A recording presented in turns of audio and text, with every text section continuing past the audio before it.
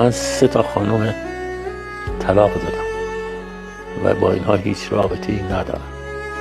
اولیش ثروت خانم.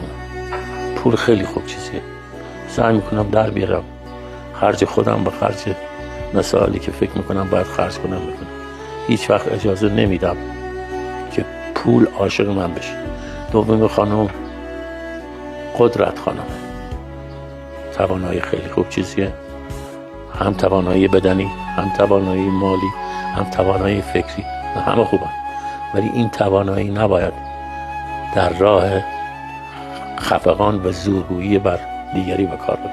سومی خانمی که من طلاقش دادم اون شهرت خانم، که من کیم، من کی بودم، من چی کار کردم، اون کردی به مردم چه.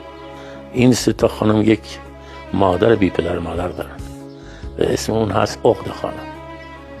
اگر اجازه بدین که اون خانم بتونه چنگ روتون بندازه، نه تنها اون 3 تا رو برمیگردونه، خودش هم بدبختتون میکنه.